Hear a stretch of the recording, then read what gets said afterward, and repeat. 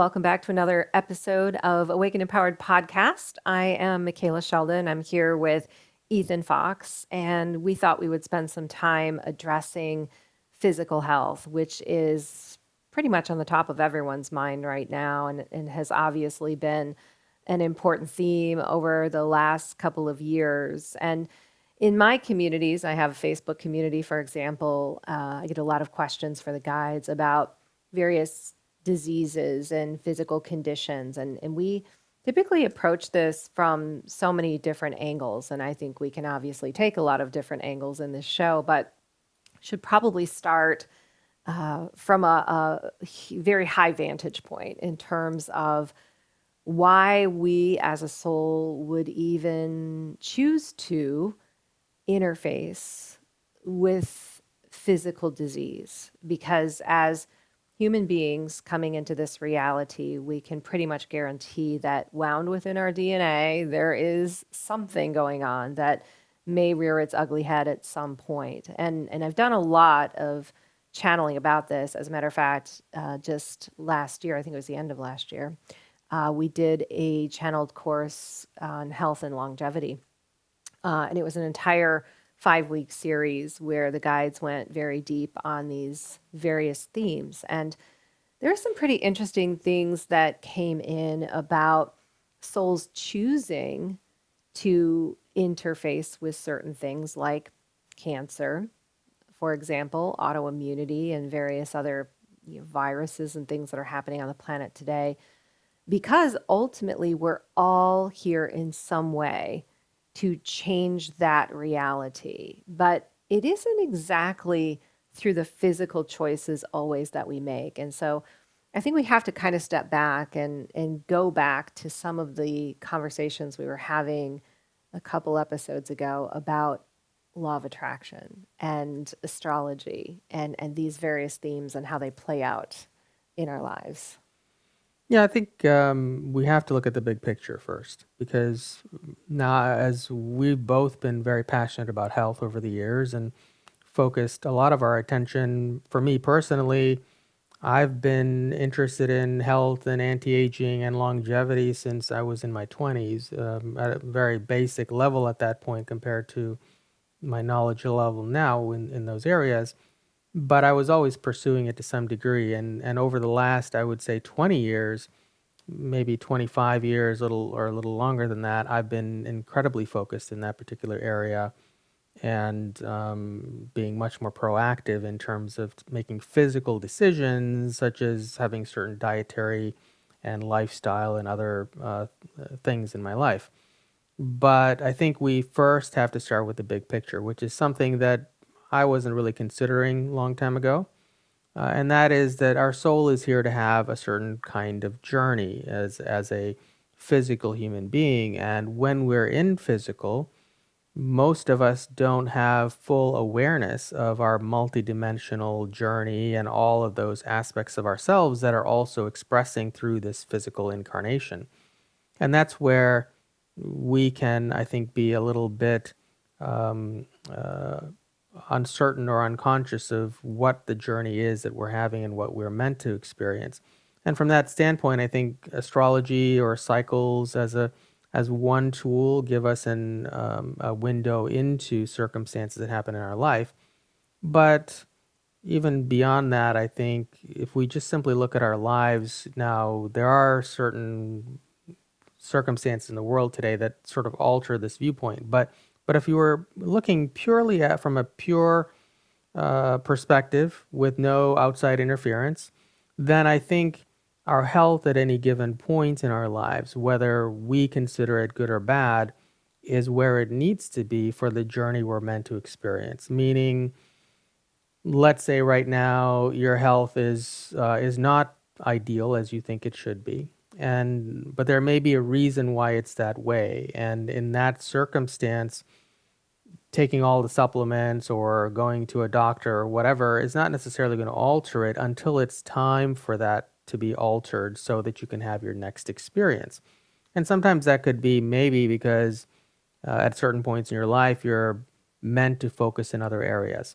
And at other points in your life, you're meant to focus in other areas. So the one big picture thing that I think is important that we all understand is that when our health needs to be a certain way for us to fulfill a certain human journey, our health is going to show up to fulfill that requirement. So let's say today your health is not good, and because of that you can't do certain things, but 10 years from now your health is great and you can now do those things that you couldn't do now, but that's because 10 years from now that's something you're supposed to be able to do. So in a purely perfect world, our health would always match the needs that our body needs to have or abilities it needs to have in order to fulfill the human journey we came here to fulfill at that moment, such that by the end of this human journey, we will have completed everything we came here to complete, and as a result, our health will step up to that potential. Now, there are lots of external factors, of course, that we'll talk about that interfere with that ideal circumstance, and which we need to compensate for in order to have ideal health in the world that we live in today. But in a perfect world where we don't have toxins and other environmental factors and psychological influences, then in that circumstance, I think our health would always match what our soul chose to do at that time and give us the ability to fulfill the things we need to fulfill. Because sometimes also some people, if they, let's say, have a particular disease like cancer, they may have it because their soul chose to have that experience in order to fulfill a certain journey or learning journey, or even to meet certain people or try certain things that are essential to what they wanted to grow through or experience in this life. Yeah, and I'm going to stop right here and just let the audience know that I am someone who has struggled greatly in my life with physical health. It's been chronic pain and chronic disease and autoimmunity and a variety of other issues. So what Ethan is saying right now is something that rubs me the wrong way when I'm in the midst of the problem, because the last thing that you want to hear is that you chose to somehow suffer or to be in pain. And always, I believe there are things that we are here to do. But what I've come to in terms of the higher perspective in all of this is when I look back on every phase of my journey where I struggled with physical health, there has been massive physical change and spiritual change in my life.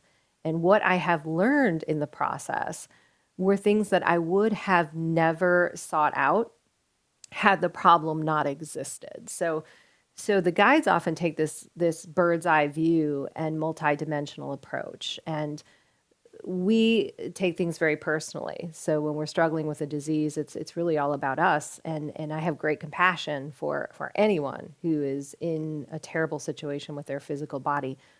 But also these vibrational experiences, they wrap around every other soul contract that we have, and people we don't even know that we are yet to meet. So if I recount, for example, my very first difficult period with chronic pain, and I look at it from the very beginning point to the very end, now that I'm out of that pain, I can see the incredible orchestration that the universe provided for me in really a very weakened state, and through complete determination to seek out things that I had no idea would be important later on in my life. And for me as a channel, that's been developing this kind of vocabulary, I think, for others, because physical issues are a common topic in all of my private sessions, in many of my courses. And just like Ethan, I've taken a great interest in physical health and longevity because of the situations I've found myself in. So I'm at the point, even though I would say my health isn't perfect, where I look back and I can feel very empowered by the steps that I took. However, what he's saying it never really hit home until he and I met. And the benefit of being in a relationship with an astrologer is that every inch of the way, what influences are taking place. And I have certainly seen the evidence of what he is talking about, because I have spun my wheels with many different healers and doctors and meditations and herbals and detoxes. And until the point came where that astrology was ready to lift, I did not see the light nor the change in my body. So I think that bears, discussing before we get into some of the more specifics and ground level on Yeah. this. Well, I think that's important to state because now Micheila and I, just to back up a little bit, have very different approaches to health because our health is different. She has had chronic health issues for a good portion of her life, and so she has been working on that, whereas I've not experienced that to that degree. And because of that, I've focused on health a little bit differently, and so we bring our combined knowledge and experience together in this conversation. And from the standpoint of astrology cycles, as an example, I've been studying astrology for such a long time that I can actually map out my life and Micheila's life, and we can generally see when, as we've spoken in previous shows, that astrology is a container of potential. So it doesn't necessarily mean that that every astrological cycle that's the same is going to result in the exact same human experience, because the container brings certain types of potentials. So let's say, in her case, she's going through a container period of time where health will be a challenge. Now, my approach or my advice would generally be, well, you're going through this period of difficulty, so you might as well not struggle and through the experience by going to try lots of different things and such. So, in a very purist perspective, you could say, well, if you know it's going to be a challenge, then why not just sit still and do nothing and wait till the alignment passes? And probably toward the end of that period of time where that container exists, you'll find the answers that you've been seeking all along. And that thing that you do at the very end is actually the thing that will work for you. So, a lot of times in our conversations, we discuss how she researches different kinds of health issues that she's experiencing, and she finds a lot of people out in the world who have cured this or that or solved this or that problem using such and such a remedy or going to this particular doctor or whatever. And yet, when she tries those things, they don't work. And what I always say is that it's not the particular remedy that person used that actually solved their problem. And so a lot of these people, they go on to write books and start blogs about this way that they cured their problem. And I'm sure many of you have come across a lot of those people who have solved their health problems doing this or that, or juicing certain things, or different kinds of health protocols. But then when you try those things, they don't work. And the reason is because it's not so much that that person solved their health problem using that particular protocol. That's not the only circumstance to consider.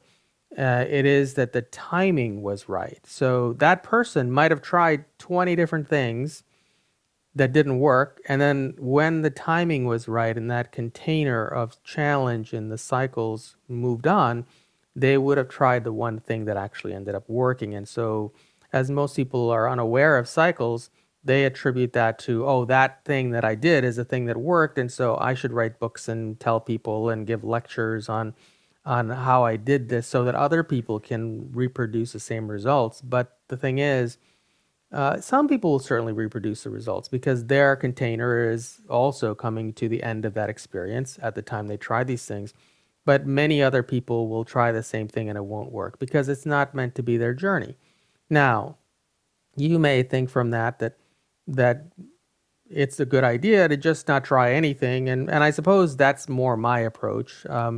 But on the other hand, the going through the journey of trying different things is the point, because even though it may be more basic or easy, let's say, to just wait until the cycle comes to an end and then try something that you feel like trying at that time, because chances are you'll want to try that thing that will actually work for you at that time, or rather than going through the whole experience of trying 30 different things until the cycle comes to an end and then trying the thing that works. But the point might be that those 30 different things you were going to try or that you did try that didn't work while the cycle was still processing through until it ended, that it could be that those things were part of your human journey and an experience you needed to have, and things that you needed to learn that you were going to use as part of your experience in this human life. So it's actually not the trying of those 30 things that didn't work that matters. What matters is how you go through the process of trying those 30 different things. That's what makes all the difference in the journey of solving health challenges, right? Yeah, I agree. As someone who's gone through, her various health challenges, and very different than Ethan, as he mentioned, I'm a doer. I get very motivated to figure things out. And what I've learned along the way is it's not about figuring out the problem so much as it is holding the vibration of the result that you want. So in the container of a health issue, we can move it incrementally up dimensions. And that doesn't necessarily mean we heal it. And that's what we learned in the recent course I was just referring to. From the moment a disease or an illness starts to the very final moment that we either heal it or even we don't, how we respond to it is the most important consideration, because that's what's creating the imprint that either continues to cycle it in the human DNA and in future generations, or forever change it in some profound way. Well, in that context, I want to sort of rephrase everything that we just talked about so far and give an example. So if we look at what I was talking about earlier, my approach to health, which is more anti-aging and not really trying to solve a problem necessarily, but being more proactive about the future and the future of my health. So, or anti-aging, longevity, that sort of thing. So when you're approaching your health from the perspective of there's nothing to fix, but rather you're working toward improving or extending your good health, then you take a different approach, because the things you do, the protocols you try, are all things that you're doing out of curiosity or interest or fascination or excitement. So there's a lot of more positive, proactive emotions and ideas and thoughts that go into an approach that's really more anti-aging based versus you may have a serious health problem you're trying to solve. And it's hard when you're in the midst of a serious health problem to get into the vantage point or the way of being of looking at it as something to be excited about, or something that is more proactive and enthusiastic and so on. But that's really, I think, the goal and what makes the two things similar. So it doesn't really matter if right now your health is perfect and you're more thinking in terms of, well, how do I extend my perfect health for the long term, or how do I extend my lifespan beyond 100 years or however long you're imagining, versus I've got this serious health problem and I need to solve it. Both can be the same circumstance. But in the situation where you've got a serious health problem you're trying to solve, it can be a lot more difficult to get yourself into the mindset of being excited about it. But if you could do that, I think the outcome is still the same. So let's say you have cancer or some other serious health problem, and you're really worried about it right now, and you're going to different doctors or trying different remedies to solve this problem. If you could do that from the perspective of excitement or anticipation or enthusiasm for trying that new thing and seeing what you can learn or get out of it in a positive perspective, even if in the end it doesn't work. Because at the end of the day, even though I'm doing all these anti-aging things, there's no way to know if it's going to work unless, if 100 years from now I'm still around and doing really well, then I can look back and say, oh, I did something that actually worked. but I don't really know if any of it's going to work. So I'm just going forward in the anticipation and excitement and curiosity, trying different things that may or may not work. And so it's the only difference is that I don't have a problem health-wise right now that I'm trying to fix. So it's easier for me to maintain that optimistic attitude versus if there was something seriously wrong in my health. But if you have a serious health problem, ultimately that's the way to approach it. It doesn't matter if you try 20 different things that don't work, and then when the cycle or the container comes to an end, you find that one thing that does work, or if you just wait until the cycle comes to an end and then you try that one thing that works, both are the same. The point is that you need to approach each of those things that you try, whether they work or not, with excitement and enthusiasm and interest and curiosity and positive emotions. And even if you fail, meaning it doesn't work, and now you've got to try something else, and then try something else, and you're somebody who's tried lots of things that didn't work, then you need to be able to move from thing to thing to thing with that same enthusiasm and excitement, even if the previous thing doesn't work. And that, in doing it that way, when the cycle comes to an end and that one thing at the very end that you tried does actually work, the whole journey will have been worth it because you went through it in a state of being that was in a higher state.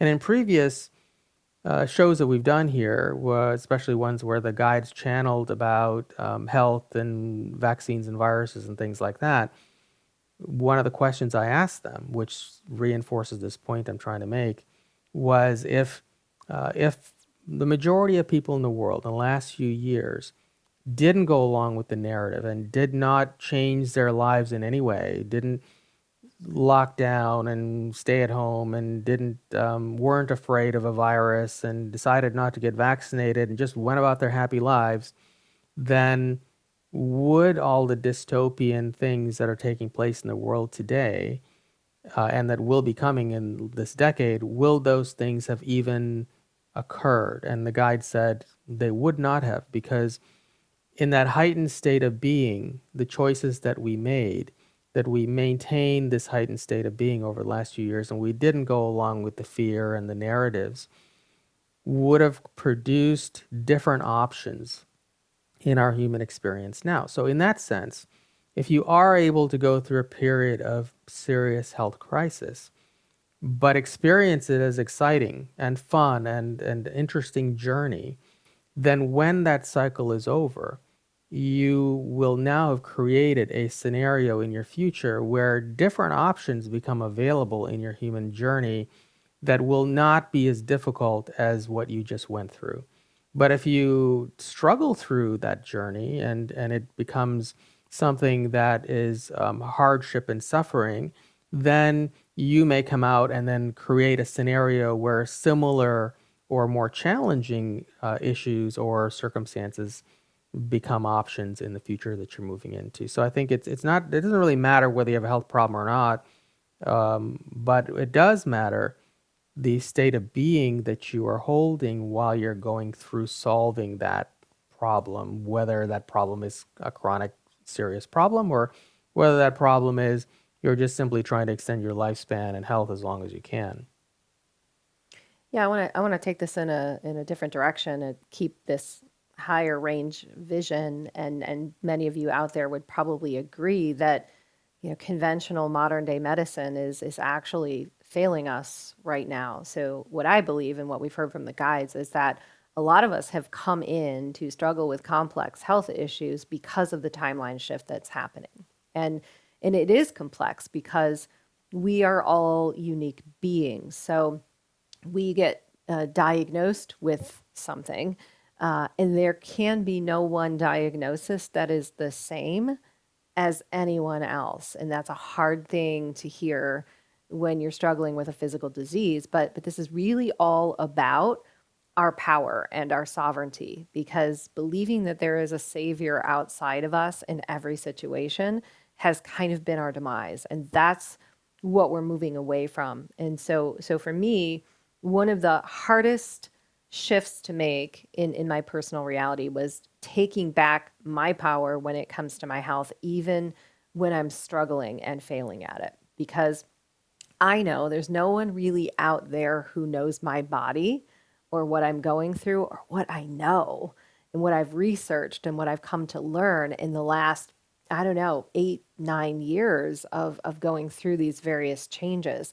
And so we can obviously see there's a new alternative health system that's, kind of bubbling up here to the surface. And that is like bringing in a higher dimensional experience in that container, right? So it's not necessarily about picking the thing that works, but also bringing things into the human experience and strengthening them on the planet so that they become more the standard, right, of what we would expect for future generations. And I think that a lot of people out there are trying those things, and it can be frustrating because they're not quite there yet. And the guys have said it's because the belief in them isn't as strong as what it needs to be. So it's really this interesting kind of tightrope that I believe we're walking in physical bodies right now, where the systems that we're used to relying on when it comes to physical health, they no longer match our vibration or our consciousness. So we've become these new humans, and the body is catching up to that.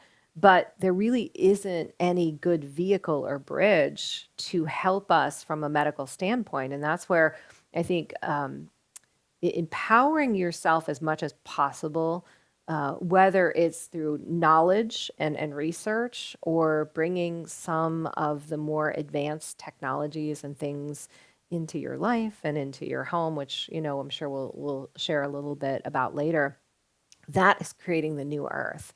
And so that is where I look back on my life and say, wow, I mean, it took me a really long time, but I'm pretty set up in my own home and have a routine now for health that feels pretty empowering, where I'm not relying on the old system at all, truly, to move myself in the right direction. I'm the one who's navigating the path. And it isn't always easy. Certainly, we lose faith at times, and things are going to ebb and flow, and our bodies are going to change. But that's for me I think the legacy that we're leaving behind is we're accumulating this kind of chasm, I guess, of knowledge and technologies and dietary recommendations and changes, which again could never be the same for anybody, but will inspire future generations to take control of their own bodies.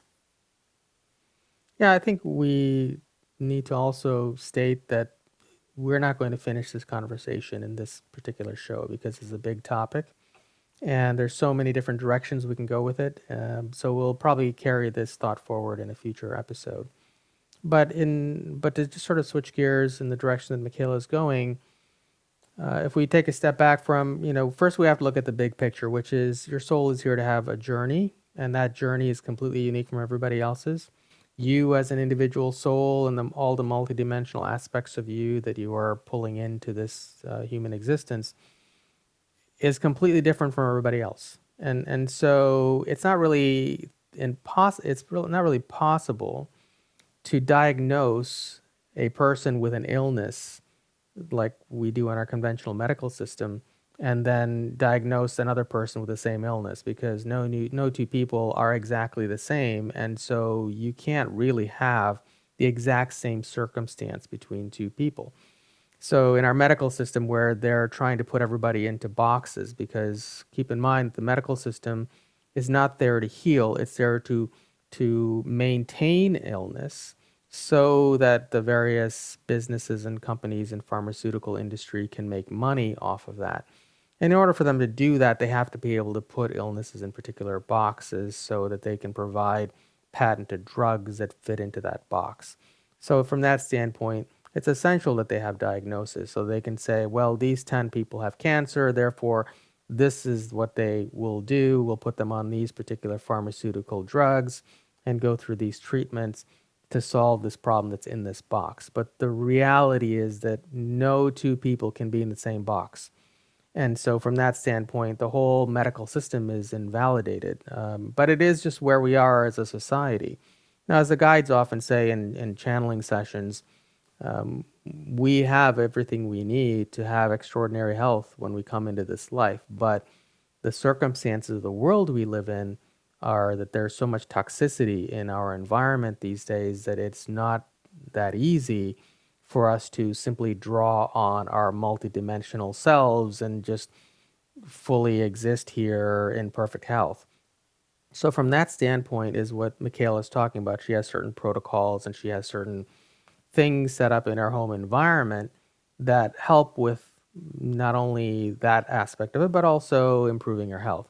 And so I think that's where we can go next is before you can address a particular health issue, I think you have to address the toxicity in the environments that we live in. Now, it's going to be different for each of you because everybody lives in different places. And even if you just live a house over or in the next apartment, it's going to be different than where that next person is going to live because there are so many environmental factors, including the air quality, the water quality, the geopathic stress, and as well as many other factors like electromagnetic fields can also be different from place to place to place. If you're living in a major city, like say New York, for example, there are so many toxins there. There's not only really poor air quality, there's also extremely high electromagnetic toxicity in those environments. And the water quality is also going to be extremely poor. So the more you're living in concentrated areas with more people and more technology, the higher the toxicity. So I think you have to start there by addressing that. And that may be maybe you have to move away from a larger city to something that's more rural in order to reduce the toxicity. Or if that's not an option for you, then you have to take certain steps to mitigate for that toxicity so that you can be working in a more even playing field. And then on top of that, you can add the supplements or the diet or whatever. It doesn't help that if you're eating an organic, 100% healthy diet, if you're eating meat, you're eating grass-fed meat, or you're vegetarian and you're eating very high quality foods and taking supplements, but meanwhile you're living in New York City and you're being bombarded by Wi-Fi and cellular and satellite transmissions and all kinds of electromagnetic radiation, and the water is chlorinated and fluoridated and highly toxic, and the air has such high levels of VOCs and formaldehyde and we'll talk about that more specifically maybe in this conversation later because those are things that I actually test for and work in my own personal life as well. So if you're living in a toxic environment like that, all of the other things you're doing to improve your health may not have much effect or minimal effect at all. So you first have to start with addressing the toxicity. In doing that, you may find that your health will just improve on its own, or it will improve dramatically, and then you can do the other protocols on top of that to further improve your health. And let's just step back and rectify because we went from this big picture, astrological predestined experience to making these decisions about electromagnetic fields. And so remember, every experience is a container. And within that container, we get to choose how we go through it. So if we are going to end up with an illness or a disease, why would we not at the ground level want to do the best that we possibly can to make sure that we have everything that we need to heal it? And that, again, that goes beyond what we were speaking about with the vibration and the way that we look at it. But we would not have chosen to be physical beings if we did not want to make physical decisions. So I think that's really important to note. But another thing that I want to bring up here is In the ascension timeline, as we are becoming more conscious and higher vibrational, we are actually becoming even more sensitive to these toxins and chemicals. And I can say with complete certainty that has happened to me. My awakening came with chronic pain. I started to meditate. I began to channel, and I made very drastic changes in my kitchen right off the bat. I had moved into a house where the water was being filtered. I had no idea about the toxins and the chemicals in the water, but I do believe, without a doubt, that had a huge, huge impact, not only on my ability to heal, but also my awakening and stepping into this role as a channel. But over probably again 10, 12 years, I've made all of these incremental steps towards mitigating for these things in the food, in the water, in the air, in the body. And I just was speaking to someone today who is in the health arena, and he said, humans don't have a nutritional deficiency; they have a detoxification deficiency. And the guides would agree with that, because we are so bombarded these days with so many toxins that our bodies can't handle it. And I notice sometimes just going outside from inside, the difference in the air quality, I can feel it in my chest, I can feel it in my throat. If I eat a meal at a restaurant, which I don't do very often these days, but when I do, and there's just something in it that is not good for me, my body reacts very violently.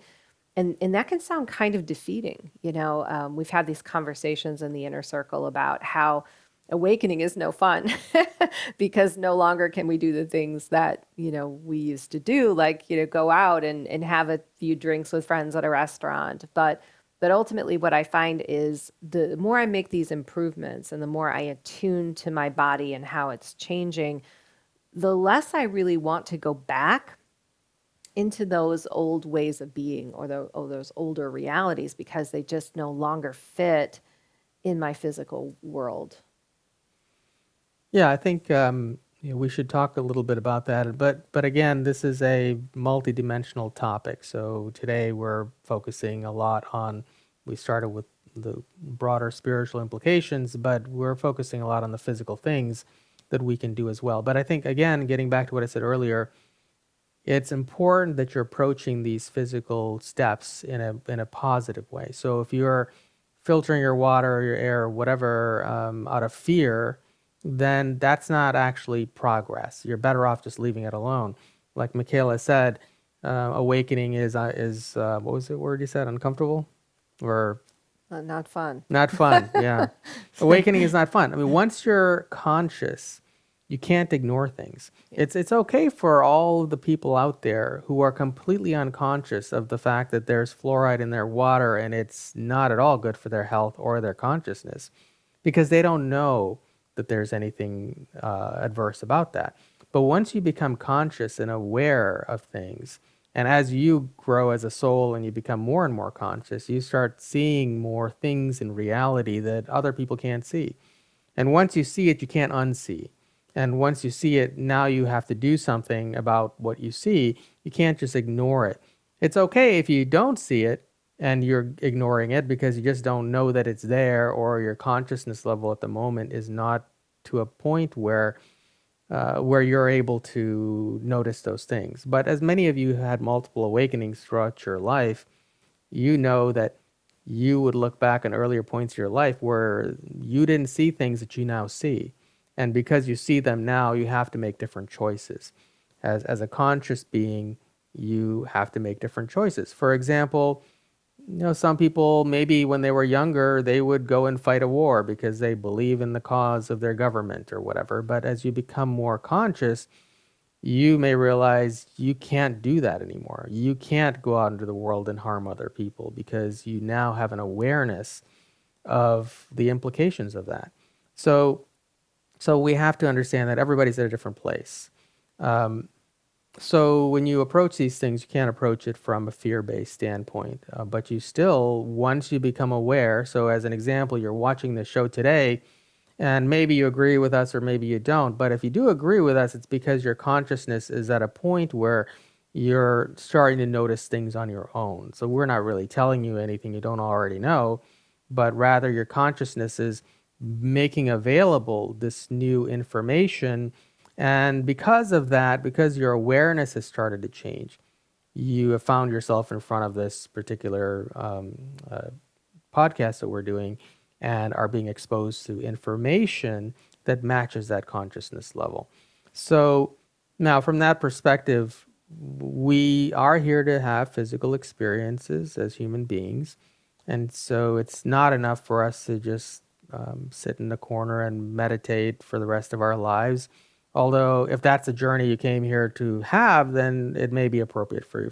But most of us who are living in Western societies and are more conscious of health, we have to take physical steps in order to mitigate for those toxins. So now for my own work, I've been doing things to clean the water that I drink or even use in my day-to-day life for about 25, more than that, 25, 30 years now in different ways. And as my knowledge has become more advanced in that area, I've done more different things. But I think one of the very important things we need to do is to filter the water or to get a better quality source of water and that's different for everybody. If you're living somewhere where you have a good source of groundwater and you've had that water tested and it's good quality without a lot of toxins in it, then you may be better off than even we are because we have to use municipal water and filter it. But everybody's different. And I think water is such an important thing because not only are there physical components to the water in your biology, but there are also spiritual components in the water. And if the water, for example, contains fluoride, well, there are physical implications of fluoride that are not good. And all of the propaganda we see about it being good for your teeth has been disproven many times over. But of course, nowadays, actual truth and science doesn't really make it out to the mainstream anymore. It's really more what the various industries want us to believe. But fluoride in the water has huge implications on consciousness and your pineal gland and so on. So when you remove fluoride, you will start expanding your consciousness as well.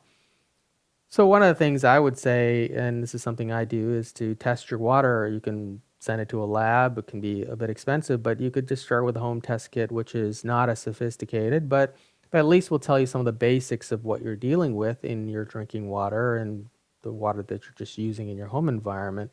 And that may tell you certain things that have to be done to improve to reduce the toxins in that water. You could, of course, distill the water, and while distillation has certain negative aspects to it as well, it's still better than all the toxins that are in the water.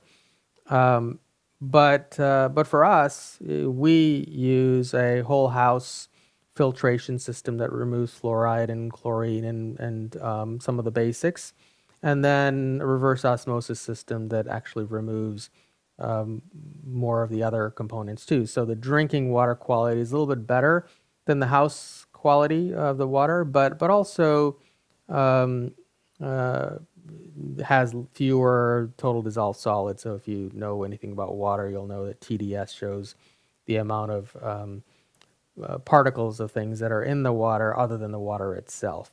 And that'll tell you a little bit about the purity of the water. But then you can also test that water to see what is in it. And I found that even though my house water goes through all that filtration, there's still certain toxins that are present that I have to mitigate for in other ways. So water quality is one of the things that you should consider doing. You want to share anything about your experience with that, or you think you've already kind of done that? Well, my awakening came in a house that had a reverse osmosis filter when I moved in. And the funny thing is, I had no idea what it was. I just thought it was there to make the water taste better. And immediately, as I moved into that house, things started to change for me, and that's where I had my awakening to channel. So I think that played a huge, huge role. But I want to kind of go back to what we were talking about with sensitivity and, consciousness raising, because we're going to talk about a lot of things in this video, and maybe even another one, that we do. And it's not something we implemented in a week. There's a lot of things to consider and a lot of changes to make. And I'm personally still making, there's a long way to go, lots of changes. But sometimes we tend to look at, our friends and our families who might not be aware of these things, and we think, oh, they seem fine, and it's so great. They don't have to even think about fluoride. They're drinking their water, and everything looks great. But it's a vibrational thing, no doubt. It's not to say that they're going to be fine, because at a lower vibration, the vibration of fluoride is a match. Their bodies are going to respond to that fluoride at some point. But the reason that you're so aware of it, and it might even be causing more of a problem for you, is the higher you vibrate and the more that you bring in things that vibrate opposite of that, you're going to be doing this push and pull in your body. And that extra sensitivity at some point is going to be an alert system that goes off in a really profound way. And that's usually where we have something super complex that we can't figure out with a quote unquote diagnosis.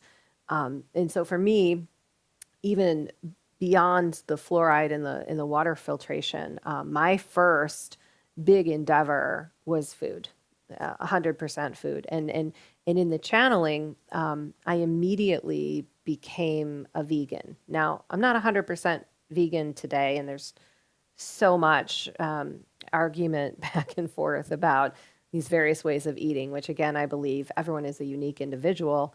And not only that, our bodies are changing so radically in this timeline that you could go from being one thing to another, and it's necessary for what you're here to do. But I think the purity and the simplicity of food is one of the most important starting points in the physical plane.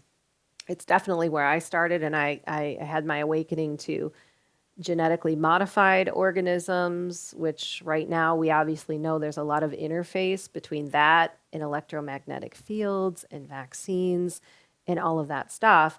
And now we have new insect stuff coming into the food. So we need to be extremely aware, I believe, as to what we're putting in our bodies. And water filtration, it can be very expensive, right? And that's something that takes a lot of research. But making your diet as clean and simple as possible helps it to be able to detoxify, because we're not clogging it up with all of that lower vibrational stuff that, on top of everything else we're exposed to in the environment, causes us a lot of problem. Yeah, and like I said earlier, if you're in a place where you can't afford to do the water filtration, I mean, most people could probably get a distiller of some sort or buy distilled water, which maybe the quality isn't as good as if you were going to distill it yourself, because a lot of distilled water that you purchase may come in jugs that have been absorbing the plastic chemicals. So it's better to do it yourself if you can. And that's not usually that expensive in terms of doing your own water filtration. It's not as convenient as having it built into where you live, but it's a step. So I think everybody can do something.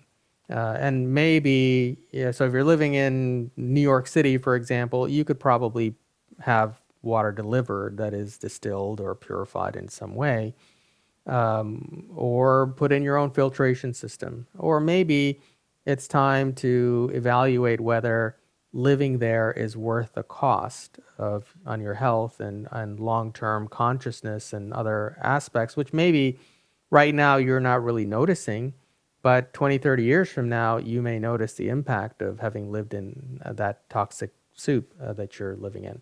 Doesn't mean you can't live in New York City and purify the environment such that you can live there harmoniously and in good health. You can, but it takes more effort. Micheila and I a lot of times talk about how, once you're conscious of things, you can't ignore those things anymore. It's inconvenient to live in this world today and be conscious. So as she was saying, if your family isn't filtering their fluoride and they're consuming that fluoride, it is certainly having an impact on them, but they don't know at this point. They're not conscious enough to know that it's having an impact. But once you become conscious, you can't go back and you can't ignore that there are decisions you have to make to mitigate for that. So in your situation, if you're aware of these things, then it may be time to make different choices so that you can improve in whatever way is appropriate for you in the environment and place that you live. And maybe the implication might be you have to move to a more rural, more natural area and live a simpler life and maybe grow your own food and so on in order to pursue better health. So it varies from person to person. But for most of us who live in Western society, I think water filtration is one of the most important things that should be done because you do consume a lot of water. But another thing is the air quality as well, and air quality is also a very important factor, which is becoming more of an important factor since the early 2000s in Western countries. Now, this may not be true where you live, but certainly in the United States, it is a big factor, and that is that every day we're having a lot of chemicals sprayed on us in the United States, especially in the larger the cities you live in, the more spraying is taking place. Now, that has several components to it. There's the physical chemicals that are being sprayed and that we're inhaling all the time, and most people don't even know this is happening. Most people look at the sky and they see a jet flying by and they think it's just a contrail that was the same as it was 20 years ago. The majority of people don't realize that nowadays contrails are very rare, which contrails are just the vapor that jets produce when they're flying through the sky. These days, in most Western societies, there are chemtrails, which are jets that are actually spraying chemicals while they're flying through the sky. And most of the time, the spraying takes place in the nighttime when people don't actually see the spraying taking place, so that by the following morning, the mist is kind of dispersing. So, whereas 25 years ago, I was an avid sun gazer. I was sun gazing a couple hours a day. But I noticed that toward the end of my period of time where I was doing this on a daily basis was when chemtrails started showing up. So it was around the late 1990s, early 2000s that chemtrails started becoming a major factor in the United States. And I think that's because a lot of things started going downhill as of the year 2000 until now, where nowadays it's happening all the time, and most people totally are unconscious to it, don't even realize that this is happening. So we're living in an environment now where air quality, just going outside isn't good, even if you're living in a not in the middle of a major city like New York, for example. It can be bad even in a more rural or typical residential area because there are chemicals being sprayed in the sky on most days. Now, in addition to chemicals, there's also electromagnetic fields which are used in conjunction with the chemical spray for different outcomes. But we have to address the air quality. And one thing that I measure using testing equipment that I have is the air quality in the environment where I live. And so I can see from day to day fluctuations in different things, like PM 2.5 is one chemical measure which shows you the particles of toxins in the air. So when you cook, it can increase that. But you can also see if you're living in an area where there's a lot of smog or a lot of chemical spraying, you can see the PM 2.5 go up. And so that's a factor that we have to also consider in our environment these days is the air quality is really poor. And so you may need to get a really good quality air cleaner to mitigate for that, and more of a high-end HEPA filter. But even any kind of filtration is better than nothing. Or move to an environment where, or maybe away from the cities where you don't have the chemical spraying to the same degree or at all, and you're in nature more and you're inhaling just, the natural elements of nature which are very positive for health. So air quality is an important factor, and depending on where you live, if you live in a very smoggy or heavily toxic environment, then more filtration may be required for you to mitigate for that particular toxin. But then there's also electromagnetic radiation, which we'll talk about as well. But what's been your experience with the air quality? Anything you noticed? Well, the point I want to make is these are metals. So, in addition, and I have brought a medical grade air filtration unit into my house, which I know everyone can't do. There are simpler, I think, solutions to that. But, taking a daily charcoal or a zeolite, right, something to detoxify in these days, it's just required, I believe. It doesn't matter where you live or how much you're getting sprayed. That constant ability to, bind that stuff and get it out of your system is really important. I haven't so much, focused on the air quality, even though I think early on that was one of my big awakenings to the crazy stuff in the world, right? Was the chemtrail. But I have been really trying to detoxify, across the board in a variety of different areas over the last several years, not even heavy metals, but many, many other things.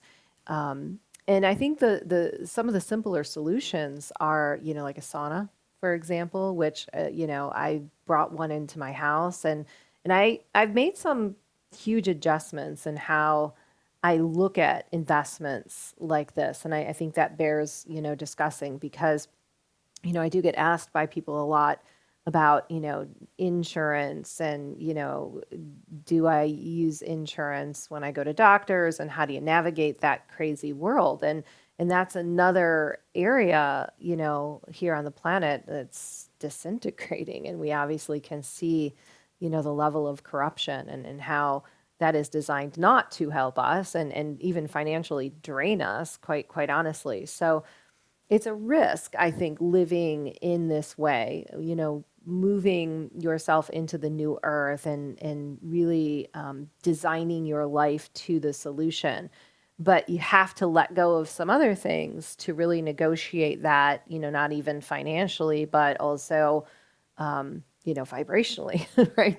To make sure you're always aligning with those solutions. So I've really stepped out of that old conventional model wholeheartedly, 100%, and put all of my resources into things that I know on a daily basis are my to keep my body strong and detoxified. And that's another way, I think, of doing that as opposed to just looking at mitigating in the home, keeping things constantly mitigated in your body. But again, I want to reiterate, if we go about this in a state of fear, we're only complicating the problem because we have to look at this from both angles. We're physical beings co-creating with a vibrational plan that we know nothing about. So I wholeheartedly believe that all of us who are here right now in these kind of, crazy times that we're talking about, which can be a really big downer, we signed up to change them by doing the things that we're talking about in this podcast. So it doesn't have to be what we're suggesting, right? But going out and putting yourself in that position to empower and have the things at your disposal that you need to keep the body strong is really half the battle. Michaela and I were just talking about how, as you become more conscious of things, you have to make inconvenient choices. Just like nowadays, the world we live in today, if you want to maintain privacy, as an example, this may be a topic for a future show, you have to make certain inconvenient choices because if you do everything everybody else does, all of your data and information and everything that you do is out there in the world and is not something that you can control what is done with that information. So, and especially as we're moving into a social credit-based system in the years ahead, those things can be problematic. And so you have to make certain inconvenient choices. And for you, that in the context of health may be that you have to filter the water, whatever. Now, one thing Michaela was talking about in what she was saying earlier was how she detoxifies using a sauna, and so on. And so, what we've been talking about on the whole right now has been, up to this point, has been to remove the toxins from the air and the water. And we didn't really talk about electromagnetic, but just the air and water. And that is one way to address the issue. But you can also, after the fact, detoxify as well. So detoxification can be another factor. And so maybe you're in a situation where you can't really filter the water and the air. And in that case, now in my case, I try to do both.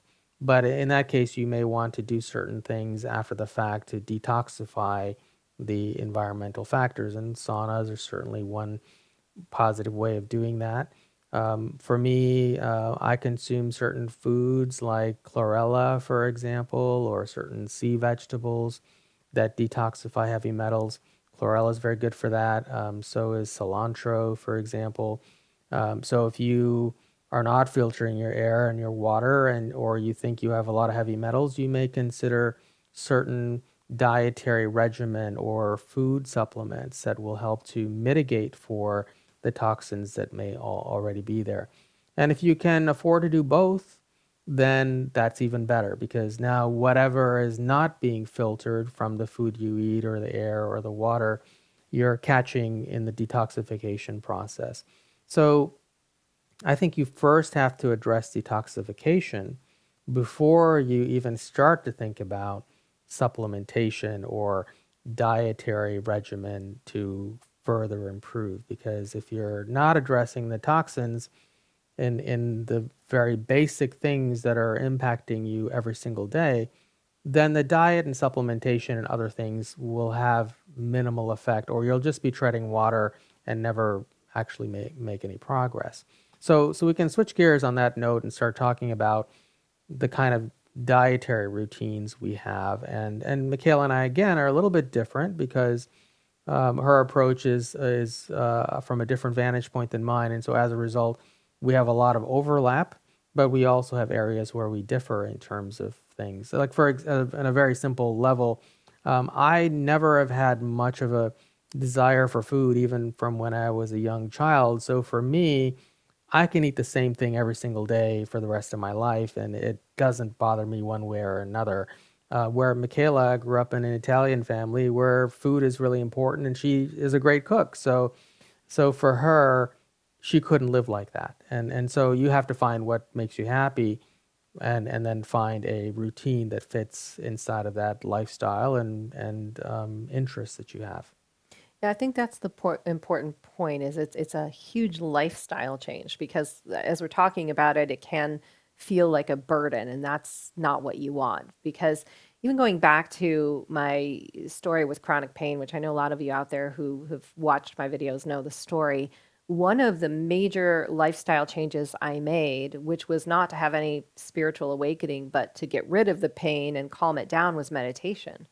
And I just in a very regimented way, brought meditation into my life 3 times a day, and it completely changed my world. And so the guides always say that when we have something going on, like where we have this pattern going on, whether it's a pattern of bad health or, bad eating or whatever, when we focus on the problem, we typically strengthen the vibration. But if we bring in something completely new, it's going to shift it automatically. And it doesn't have to be something really extravagant in order to accomplish that. But over the years, in those small changes, my home environment, my life, the way I cook, the way I eat has completely changed to the point where it may seem very radical to my own family or people, who don't know me very well. But it's a lifestyle that I actually really enjoy. And if I get out of, don't feel so good. So I spend a lot of time in the kitchen.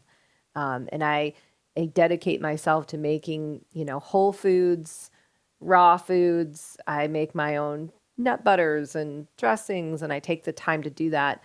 But I also live a lifestyle that allows me the time and space to do it, which I know isn't easy for everyone because in this timeline shift, we're getting away from a really unhealthy and unnatural way of living, and in work environments where, we are meant to be there, 8, 9, 10 hours a day, and then sitting in traffic, and by its very design, that is not allowing us to have radiant health, and to be the best version of ourselves. So I think to some degree, it's not just about the food and the filters and all of that stuff. It's about creating the life that gives you the freedom and the space to be able to do the things that you really want to do, to have the body that makes you feel good.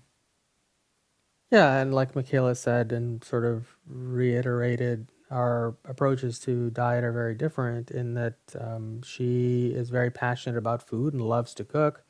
And for me, the minimal amount of food preparation is what works for me. So I don't spend any time in the kitchen at all. However, I keep my diet very simple. So, and the farther I go in life, the more I simplify and try to prepare things on my own. Because if you buy food from companies that manufacture products or processed foods, especially, the ingredients in there you can't control. So if you buy a particular product, it may be labeled on the ingredients, and more often these days, there are ingredients in the food that are not labeled. You don't know if there's glyphosate on the food that you're buying because they don't put glyphosate in the ingredients list. But nonetheless, it is in a lot of foods these days, unless they're organic, and even in organic, you could have toxins in there, and they're not on the ingredient list. So if you want to control the food that you're eating and the health potential of it, then you have to prepare it yourself, and you have to buy from as pure sources as you possibly can. So I find, even though I like to spend the minimal amount of time in the kitchen as possible because my interests are not in the kitchen or cooking or food preparation or even food itself, I still put in the time and energy to, or at least careful to select things that are as simple as possible, or make my own foods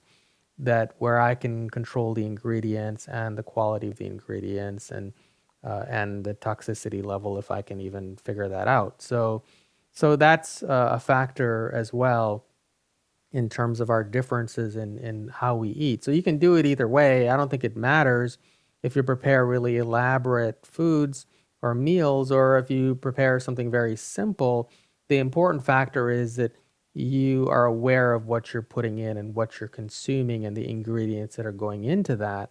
And if you're preparing it yourself, like Michaela is, and that I do in a different way, in both cases, we're more conscious of the ingredients and what goes into the food that we're eating.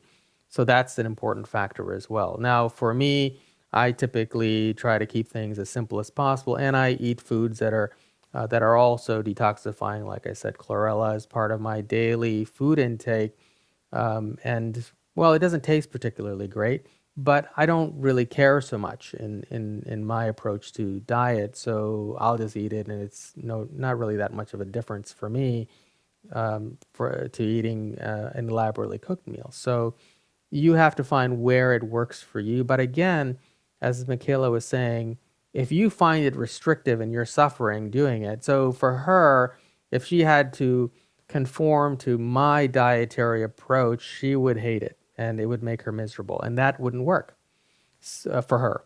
Whereas for me, it's of no consequence. And so for me, it works. So you have to find something that works for you, that makes you happy, that also is as pure and simple and clean as possible in terms of the food that you're eating. And also consider the vibration of the food, and I think we need to address the vegan, non-vegan issue, because I think people out there are probably wondering, what do we eat? How do we eat? And I have gone from being on a completely 100% conventional diet very early in my life to going 100% raw vegan, to then being a cooked vegan, to bringing in fish even at times, or eggs. And I really gravitate towards what my body is telling me it needs. Now, early on in my channeling awakening, I 100% cut out meat. And I'm not saying that meat is a bad thing. We all have different requirements. But certainly, the conventional meat is going to have a very different vibration than something that is pasture raised and organic, right? Which is coming from a farm as opposed to an industrial plant. And that's not just the level of fear, right, that we're ingesting in the meat, but it's also the hormones that are injected in the meat, the chemicals, all of that stuff. That vibrational energy, it's got to intersect with us somehow. So we integrate it all, it becomes a part of us. And the guides say that's just as important as anything else. And I think that's why simplifying is such a gift when it comes to diet and eating, not necessarily what you're eating. I strive to have as much variety as possible, which is the exact opposite of Ethan, where I make sure that I'm getting in a variety of fruits, a variety of different vegetables, all week long. But at the same time, I don't think that that's necessarily the most important thing for everybody because we're all on different journeys. And just doing a channeled health course, the guides talked a lot about our gut, the gut matrix, which we obviously know has been totally hijacked, the nervous system, and our hormones. These are the three areas right now that we have to be really, really concerned about with toxins and food and electromagnetics and all of these things. So if we are strengthening the gut and ensuring that we're keeping our stress levels low, I think these things are also extremely important complements, right, to diet and not getting so obsessed and focused over diet, even though I think someone from the outside might look at me and say that I am very obsessed about diet, but I've gotten here over so many years to the point where it's just a natural thing for me to eat the way I'm eating. It's not only natural, it's simple, it's what I crave, and it works.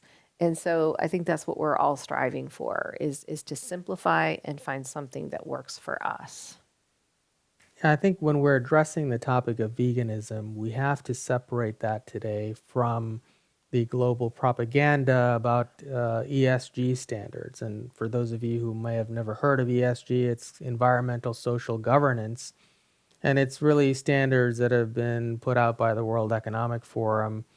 And so as we go from the early 1970s or 1971, where the World Economic Forum was established, until now, we see a strong move globally, especially in westernized societies, toward veganism, to where eating meat is vilified in society, to where now today, with the new ESG standards, we're going to see that really pushed upon us as a requirement, where meat is not going to be as available, or it's going to become very expensive, so only the very high echelons of society can actually afford to eat meat.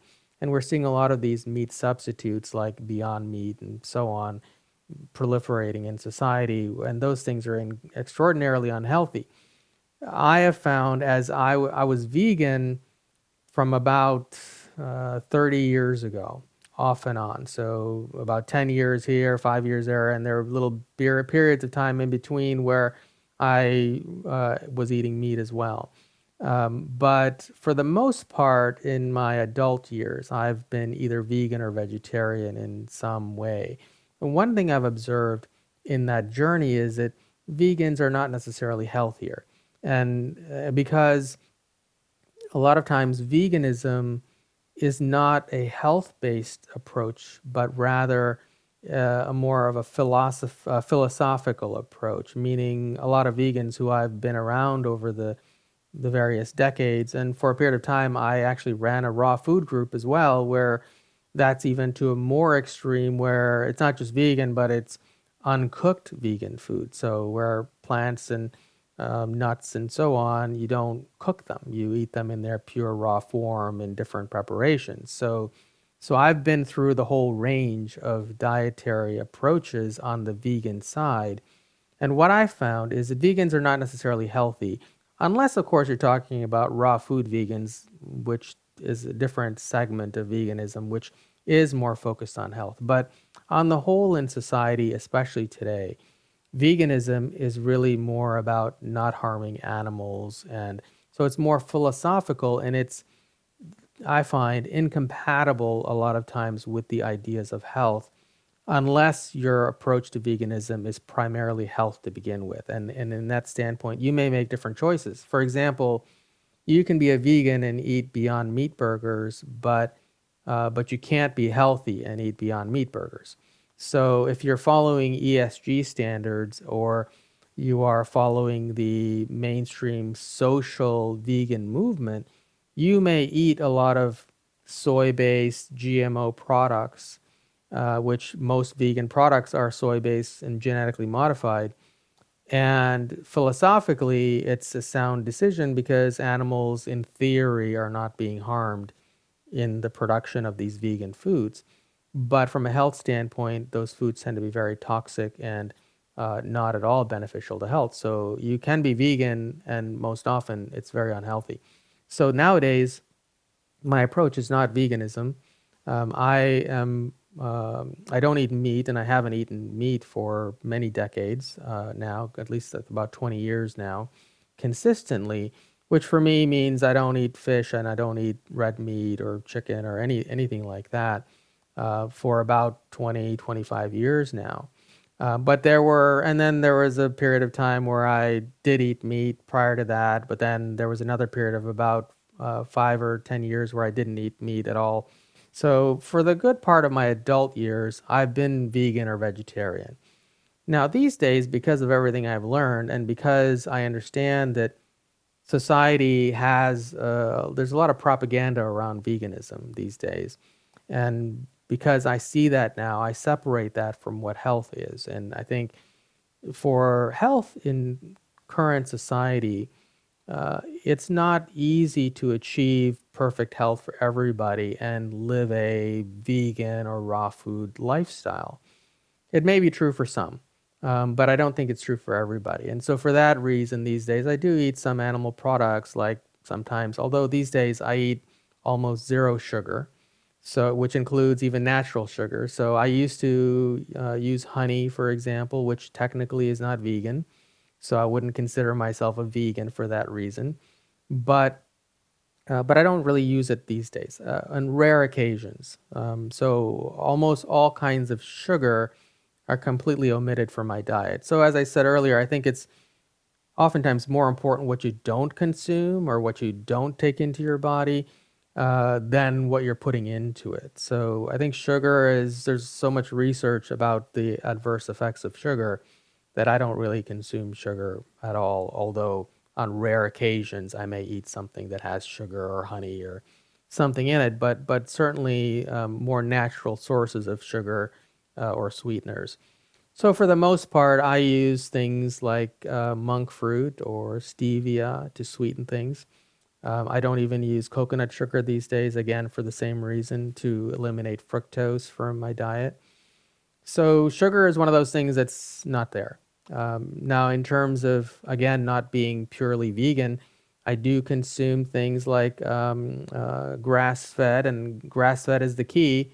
Even if you're eating meat, which if you're going to eat red meat, then it should be grass-fed.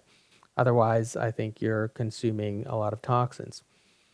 So I do consume grass-fed ghee, for example, and I use that in my food preparation, which is basically clarified butter, but it's from cows that are grass-fed. So from that standpoint, I would not be vegan. But I do consume a very high fat diet, but the fat that I consume is extremely healthy fat. So coconut, extra virgin coconut oil, a lot of really high quality extra virgin olive oil. Olive oil is in all of the anti-aging diets around the world. So people who live beyond 100 years tend to live in societies that consume a lot of olive oil. But keep in mind that that olive oil is not the industrialized olive oil that you will find in most grocery stores in Western societies these days. If you're going to include that in your dietary regimen, it should be a higher quality olive oil that's coming from some place in the world where they're growing it in a very pristine environment. Because most olive oil these days, it does not maintain any strict standards, and quite often may not even be olive oil that you're consuming, or it could be a blend of other unhealthy seed oils or other products that are not at all healthy. And in some countries like China, for example, which I don't know, we have very big Chinese audience, but in China, a lot of the oil there is sewer oil that is collected from sewage that people process back into oil that actually tastes and smells and appears to be good oil, but in fact is extremely toxic. So you want to base that on your place where you live in the world. And if you're going to purchase an oil or use an oil, make sure it's a very high quality oil, which in the case of olive oil can get expensive. But in the case of ghee, grass-fed ghee, or even coconut oil, does not have to be expensive at all. And those are oils that are healthy fats that you can consume and not worry about. But you want to stay away from seed oils like corn oil or canola oil or other kinds of oils, or at least limit your exposure to those things. Even if they're organic, are generally not very healthy. But in Western societies, especially like in the United States these days, almost all corn oil or soybean oil is unhealthy, and it's genetically modified and sprayed with chemicals and glyphosate. And so those things, automatically eliminating those things from your dietary routine is a beneficial, and moving more toward healthier oils will make a big difference in your approach. So I do eat those things. I also nowadays do eat eggs as well, which is something that I wasn't doing years ago when I was on a raw food diet. But nowadays, I find that for me, that is something that's beneficial. But again, I purchase eggs that are from chickens who are wandering around and eating bugs and their natural diets. I'm not purchasing eggs that are in your typical grocery store egg section these days. And in the US these days, eggs are being limited because, again, these ESG standards that we're being subjected to in different parts of the world, especially Western societies today, are they're artificially causing shortages in animal-based products so that people will not consume them, and they'll move more toward these unhealthy artificial plant-based meats like Beyond Meats and so on. So I think eggs are also, there's so much research behind the benefits of eggs if they are from animals that are living a healthy, happy lifestyle and eating the things they would normally eat in nature.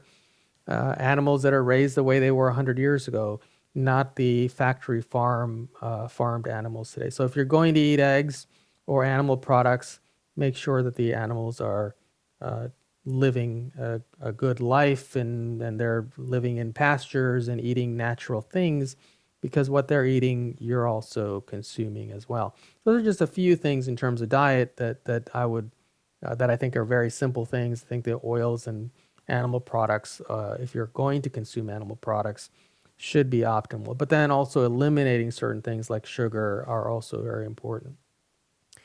Yeah, and I want to caveat off of that because you brought up, the ESG standards, and of course, we just went through a pandemic, and becoming self-sufficient in the area of food and health, I think, is so important. And we've made a lot of changes over the last couple of years for that very reason. Even delivering or having deliveries of food, whether it's a subscription of avocados that we get straight from the farm, or working with local farmers, Amish farmers, to get cheese or eggs or things like that. I think that's really important to establish right now before we go into another maybe period of potential, chaos. But then the purity of the food that you're getting and the good people who are making it. Because let's face it, we all can't be farmers. We don't have the land, we don't have the skills, we don't have the knowledge.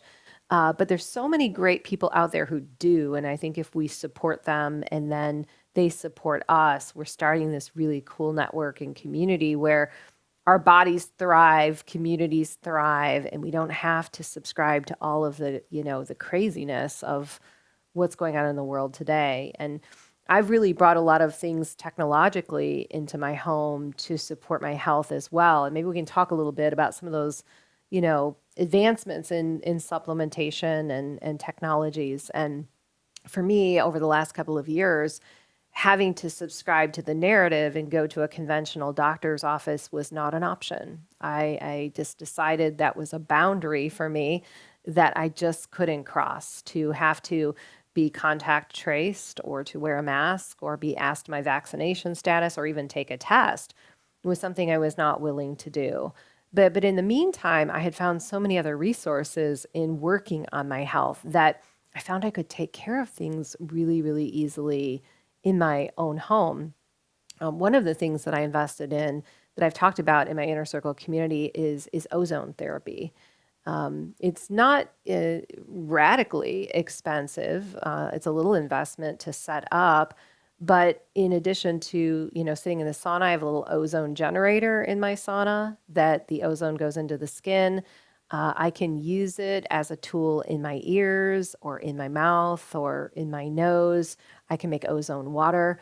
And ozone is great for pathogens, viruses, bacteria, detoxification. It brings oxygen into the body. So something like a simple ear infection or a sinus infection that I feel might be coming on can be easily treated by me in my own home without having to subscribe to going to a more conventional office where I don't really want to intersect with a lot of that stuff. I've brought red light in. I've been working with practitioners in other states doing like concierge type medicine where we are focused on longevity and certain goals that I have, but I don't need to go into a local office. I'm choosing experts who are recognized in certain areas and having Zoom calls with them and finding that they've got really amazing supplement recommendations and companies and various techniques and things that I can use and have brought into my home as well. So that's for me been a huge area of focus, but has really, really paid off. And I think it will continue to pay off in the future. Yeah, and as she was saying, and this is going to vary for each of you in the world, in the places that you live.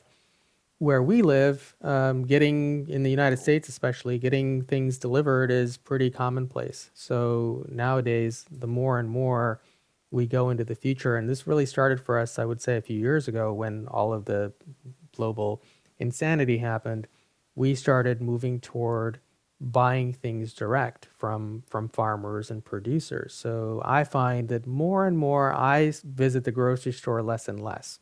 So I don't go to the big box grocery stores that are on every corner here in the United States, which where maybe where you live, that's not, if you're in another country, maybe that's not an option, or you're living in a part of the United States is more rural. But in that case, you may be able to grow your own food, or maybe there's a farmer nearby and you can buy direct from them. And I think that's where we need to go as a society, especially because of the ESG standards and so on that are coming out into society. It's going to be harder and harder to get good quality food from the big box grocery stores. You're going to have to go back to the source more and more. And that may be finding a farmer's market in your area, or if you know a farmer personally, or if not, get to know a farmer personally. Now, in our case, in our area, it's pretty easy to get things shipped to us directly. So I buy my avocados, for example, which are a huge part of my diet every single day almost of the week, because avocados are very healthy. And again, I eat because of the health elements of the food that I eat. I don't really care about the taste so much. So I eat avocados every day, pretty much of the week, well, most days anyway. And those are shipped directly to me from a farmer in the United States that grows organic avocados. Same thing for the cheese, for example, Micheila was talking about. We buy that direct from a farmer who has grass-fed cows, and that's how they make their cheese. So more and more, I'm buying direct from the producer, actual whole foods. as opposed to buying processed foods that come in packages or boxes. Now, in your area, maybe you can do that, or maybe you're in your area, you can find a farmer whose grow food practices or growing practices are things that are optimal for health, and you can purchase from them. So you have to decide based on where you live, what those circumstances are and what's available to you. And I don't think it's a financial matter, because I think no matter where you are financially, there are solutions available that you can use that will work for you and improve your health. So certainly buying direct are things that we do. And Micheila touched on some of the technology she uses. I don't use everything she uses because I just haven't been drawn to those kind of things. And again, she has been using a lot of those things initially to treat certain illnesses, which I wasn't doing. So I didn't do things like ozone therapy, for example, which she now uses just for maintenance. And I do think it's great for maintenance. And at some point, that may be something I want to do just for maintenance. But I have used red light therapy, and that is something that I also have. And have I noticed a direct immediate benefit? No, but that's because I was not really trying to treat an illness, so I wouldn't have noticed a result necessarily. But I think at some point in my future, I would like to have a space that is purely set up for daily treatment. And in that space, I may have things like red light therapy and ozone therapy, or even cold therapy, like cryogenics, for example, are also very beneficial to health or anti-aging and longevity. Or things like hyperbaric oxygen therapy, for example, would be another thing that I think could be beneficial. But oxygen or hyperbaric tanks are very huge, so you have to have a big space to be able to have something like that. Now, maybe that's outside of your price range, in which case you can go have those types of therapies done in healing centers that have hyperbaric or red light therapy or saunas or things like that. And so you have to work with whatever you have. There have been periods in my past where I couldn't have those kinds of technologies in my own environment, and I had to go places to do it. Um, so you have to figure out what's right for you. Now, certainly everybody's different, and I think we all have the same resources available to us, but through different means. So, for example, if you can't afford to buy those things and have them in your home, you can probably afford to go somewhere and have it done.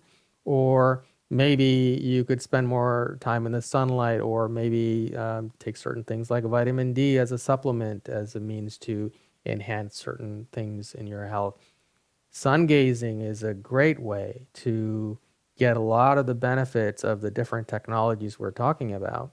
But of course, in a place like where we live these days, sun gazing is increasingly more difficult than it was for me 25 years ago when I was an avid sun gazer, because nowadays there are chemtrails always in the sky, and it's very uncommon to have a clear blue sky anymore.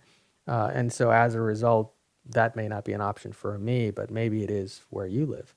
So I think money is not a factor that limits our potential for health, but we have to be creative inside of what we have available in the area that we live in order to get the same benefits that we may have to do through technological means. So those are some technologies that we've used. We've also used like medical grade ionizers and so on. So there are devices that produce negative ions that are medical grade, that have similar benefits to being in, like after a rainstorm, the ions in the air are very beneficial to health. Micheila uses a medical grade air purifier. I don't have medical grade technically. Mine are pretty good, but because she was treating health problems, she got a medical grade, which is, the brand is IQ Air, if any of you are interested in that. And they produce medical grade air purifiers that are used primarily not by your average person, but they're used in hospitals and clinics and so on. So they're on the premium level of air purification. And they also have a VOC. So if you're living in, let's say, a major city where there's a lot of smog and chemicals in the air, if you get a tester for those kind of things like I have here, you'll be able to measure the toxins in the air. And for you, maybe a VOC of the same brand, IQ Air, makes a volatile organic compounds version of which is called the IQ Air multigas. And that will be really good for environments where there are a lot of chemicals or smog and so on. Whereas for your average household, you don't need the VOC version.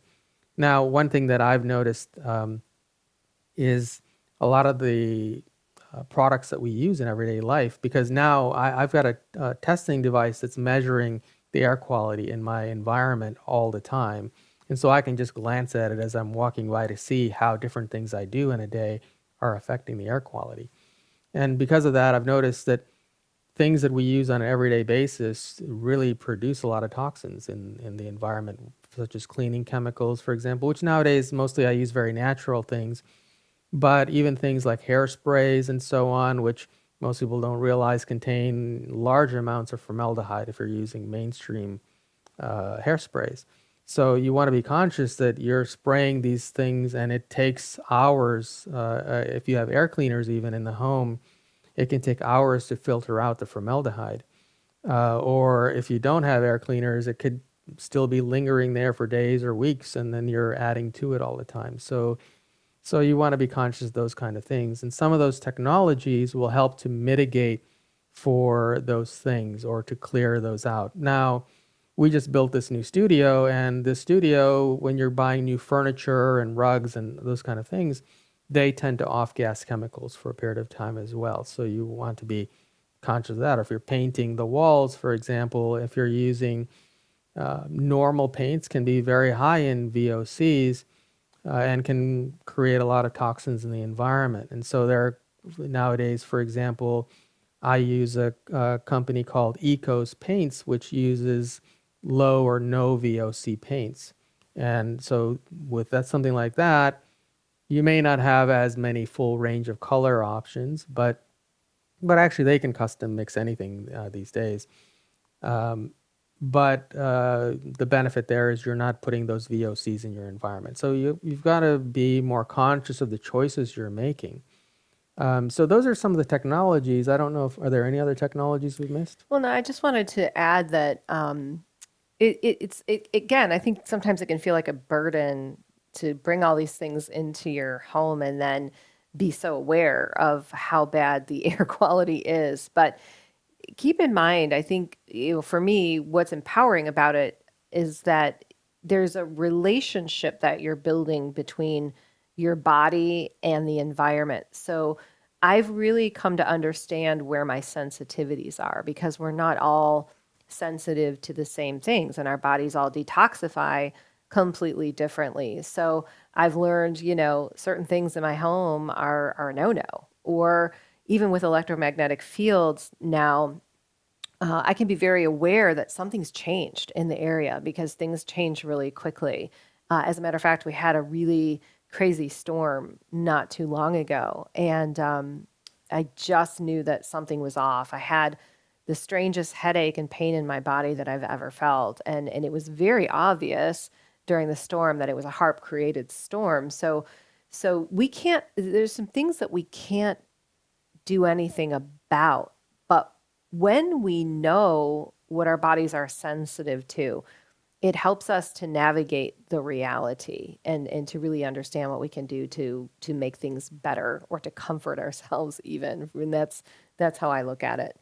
In terms of technologies, I also work with a lot of biofield technologies with practitioners long term. And I think this is so cool. And I think it's really where the future of health and quote unquote diagnosis is going.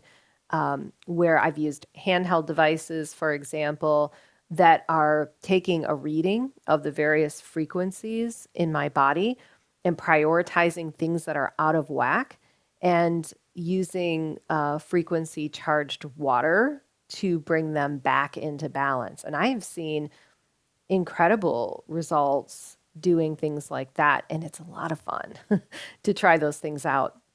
But you and I also do some supplementation regarding, longevity.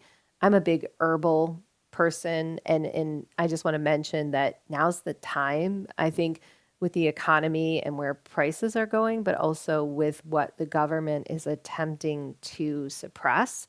Having your own herbal medicine cabinet and supplement cabinet is a really good idea, and we both have that, and even some backstock of that just to kind of go into the future for things that are both anti-aging as well as strengthening the body, so that whatever is coming next, we can detoxify and not be harmed, right?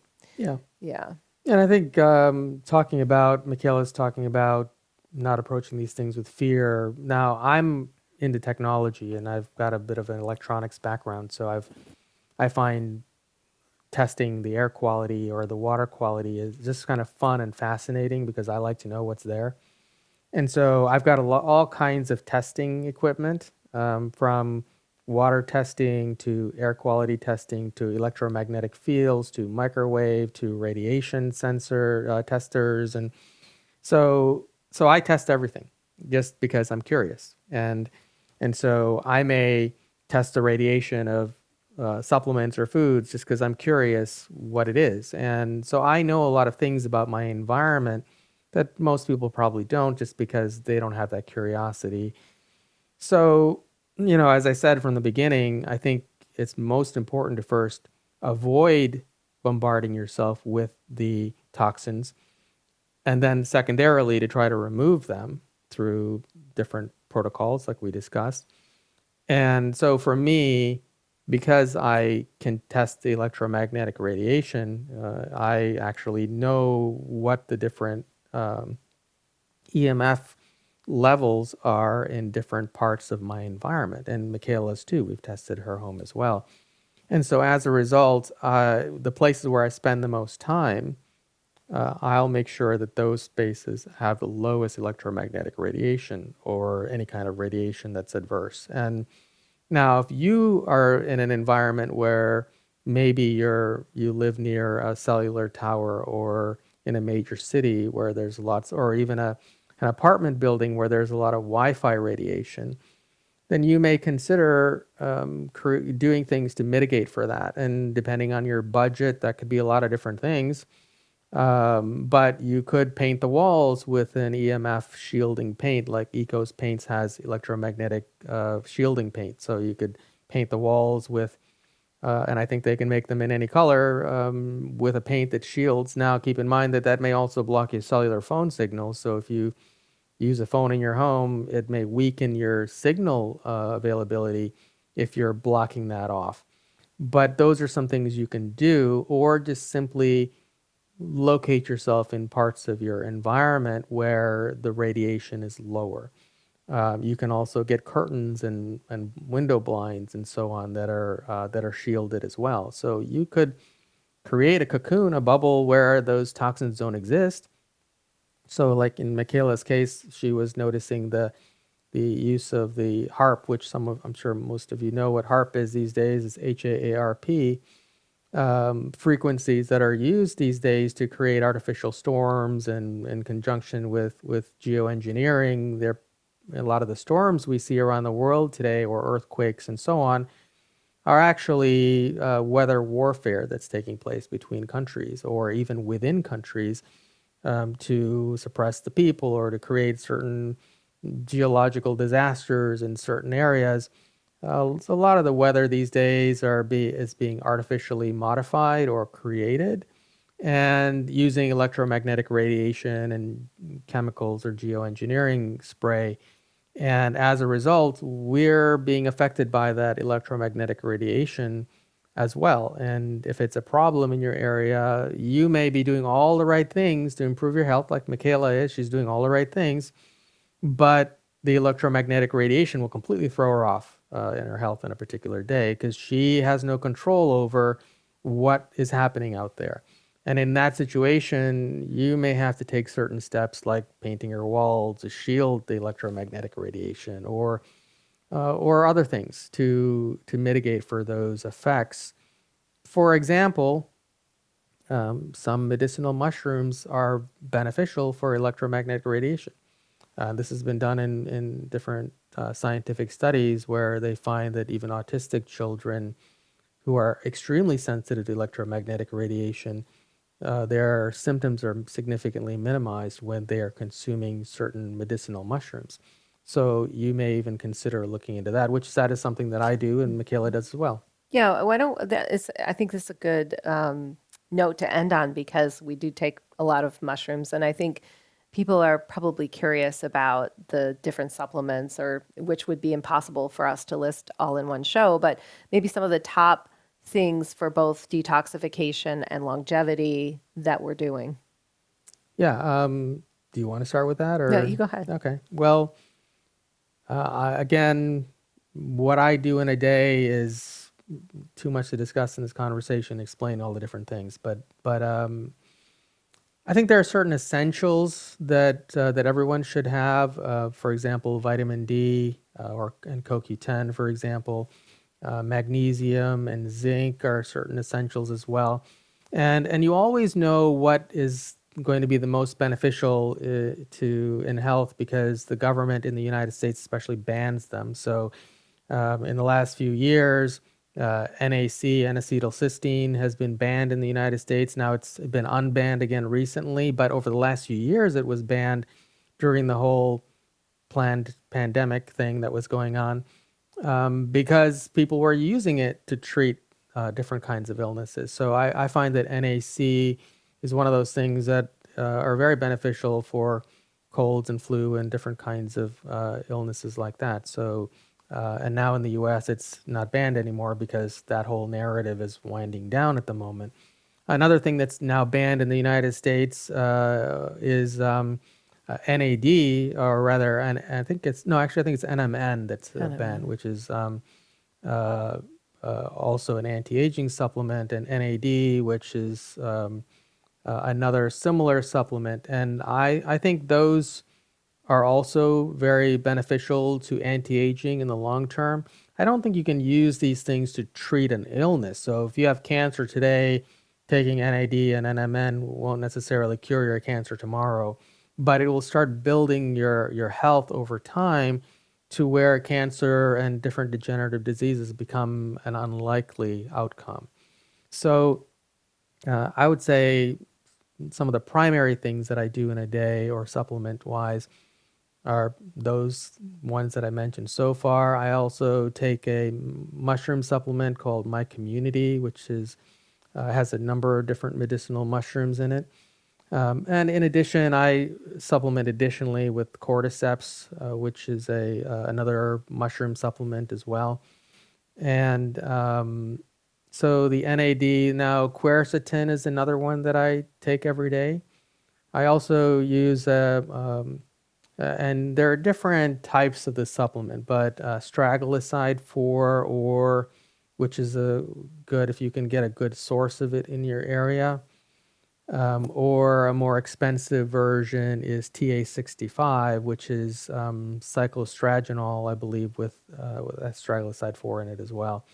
It's a bit more expensive supplement, but those are all some of those few that I mentioned, the NMN, NAD, and the astraglicide 4 and cyclostragenol and so on, are more genetic repair types of supplements that'll help to repair and enhance your cellular health and genetic health and so on. What are the long-term impacts of these? We don't know. And we won't know because they're so new that if those of us who are using these things today end up living to 150 in great health, we'll know it worked. But there's really not enough, although they've certainly done studies on humans and animals and found that there are certain benefits, we don't really know what the impacts will be long term. So you're using all these things at your own risk and as an experiment. So I wouldn't necessarily say you need to do these things, but these are the things that I do based on, I'm a student of anti-aging and genetics and things like that. So I follow these different areas of research and use supplements that are recommended. Another one that I use is fisetin. Fisetin and quercetin have a lot of beneficial properties. There are some other ones. Apigenin is another one that's now for most of these. You don't, if you're living in a Western society, they're pretty easy to come by. It may not be easy if you're living in another country to get some of these things, but you can use other things. So, for example, if you're living somewhere where you can't get astragaloside, which you should be able to get that almost anywhere these days, then you can use the herbal component. So, for example, you could get astragalus tea, for example. Although it works at a slower pace, if you were to consume that daily, there's certain benefits there. We use a certain tea that's called Spring Dragon Longevity Tea, which is gynostemma tea, which is with astragalus and goji berries and other things in it. But gynostemma is a plant that also has very strong anti-aging effects as well. And so even though it's a tea that we drink every day, it's also, we drink it because of those anti-aging and health benefits that are present in the tea. So, so those are some other things. Any A other? lot of Chinese herbs. We Yeah. use Romania Dean Thomas and get a lot of the blends. And I think that especially for women, well, even for men, you know, he's got some great hormonal and different blends that are great. They have ormus in them, which I think is awesome to take every day. I do a little, we do a lot of the same supplements. You do more than me in terms of longevity. I do more health-based stuff. For example, there's some pretty cool peptides coming out on the market right now. One that I've been doing, which is an injectable, is a thymus peptide, which as we age, our thymus basically disappears. And it's very responsible for anti-aging and, you know, keeping our cells happy and strong. So, you know, will it work? I don't know, but that's something that I've been doing lately too, is adding that in. So. Yeah, and I mentioned vitamin D with K2. I also use CoQ10 and vitamin C, liposomal vitamin C, and also curcumin is a daily supplement I use as well. And we're just touching on a few things here. There are plenty of others that I also use in a typical day. And because I'm not really food oriented, I typically just live to take supplements every day. So if I eat food in a typical day, it's just because it's beneficial to have certain foods and fats with certain supplements. And so I eat food really just to take the supplements. I don't really care about the food component itself. So I try to keep the food as pure as possible. And then I just use that as a delivery mechanism for the supplements that I take. So for me, I do take a lot of supplements in a day. No idea in the long term what effect that's going to have, but if I'm still here at 150, and those of you who are still here with me will know that it worked. So a lot of it's experimental. Now, I do also take certain hormonal based supplements like Sustanch, for example, or what is it? Ashwagandha is another one that I use every day as well, and moringa, for example. Those are some different other supplements that are more plant-based that I use. So on a typical day, I use certain plant-based herbs and supplements, and I use others that are more pharmaceutically based, like vitamin D or NMN and NAD and so on. So it's a blend of different kinds of approaches that I use. Everything has a scientific foundation to it. So I'm not just using things purely based on belief, but I like to know that there's some kind of research behind it, as well as having some properties from ancient medicine as well, if possible. So, I mean, those are just to touch on a few things. I know we've gone about a couple of hours now today, so the show's getting a bit long. So maybe we'll wrap it up to now. Okay. So let's just wrap it up today and finish up the show, and we can certainly continue on this topic in a future episode and carry it forward. And if any of you watch the show and have questions about specific topics, you can put it in the comments. And although it's going to be hard for us to track all the comments and all the different platforms that we'll have the show on in the future, we do read as many of them as we can. And if there are specific questions you have, we can talk about those in upcoming shows. So thank you again for joining us for another episode of the Awaken Empowered podcast. And we'll see you next time.